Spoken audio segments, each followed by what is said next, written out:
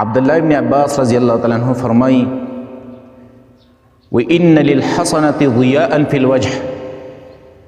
د نیکۍ دپاره دا خبره ده چې دا په مخ کې رڼا پیدا کوي، روشنایي پیدا کوي، چمک پیدا کوي، رونق پیدا کوي. اکثر خلکو یاره موږ به کوم کریم استعمال کو چې زموږ دا مخ روښانه شي، زموږ دا مخ ډولی شي او ښایسته شي. عبدالله ابن عباس درته طریقه ښودلې ده، نیک اعمال کوه، نیکۍ کوه، دا به یو ستا په مخ کې رڼا او روشنایي پیدا کړي، ښایست به پیدا کړي. دویم و نورا فی القلب، نیکي په زړه کې نور پیدا کوي. نور مقصد دا دی چې ستا په زړه کې به اطمینان وي، ستا په زړه کې به یو رڼا وي. هر څومره غمونه او پریشانۍ چې په تا باندې راشي بیا به هم ته حشاش بشاشي، بیا به هم ته تر و تازه یي. خلق به په تا دا ګمان کوي چې دا ډېر سره پریشانه دی نه. او دریم و قوة فی البدن، نیکي د انسان په بدن کې قوت پیدا کوي، طاقت پیدا کوي.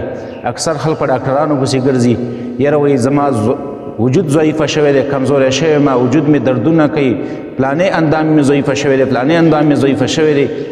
نو عبدالله ابن عباس وی غواړي چې ستا په بدن کې طاقت پیدا شي، بله هېڅ د طاقت میډیسن او دوایانې مه استعمالوه، نیک اعمال کوه، دا د انسان په بدن کې طاقت پیدا کوي، ستا د بدن به وړوکی خو دې کې به ډېر زیات طاقت وي. او وسعة فی الرزق، بل دا نیک اعمال د انسان په رزق کې فراخي پیدا کوي. اکثر خلکو یاره زمونږ رزق کم دی، رزق هم تنګ دی، ډوډۍ راته نه میلاویږي، مال راته نه میلاویږي، روزګار راته نه میلاویږي. نیک اعمال کوه، دا ستا په رزق کې فراخي راولي. او ومحبة فی قلوب الخلق، او دا به د خلکو په زړونو کې ستا محبت پیدا کوي. دا نیک اعمال، نیک اعمال کوه، هر سړي به ستا سره مینه وي، ستا سره به تعلق وي، تاله به احترام کوي، ستا عزت به کوي. که غواړې چې د خلکو په زړونو کې زما محبت پیدا شي نو نیک اعمال کوه.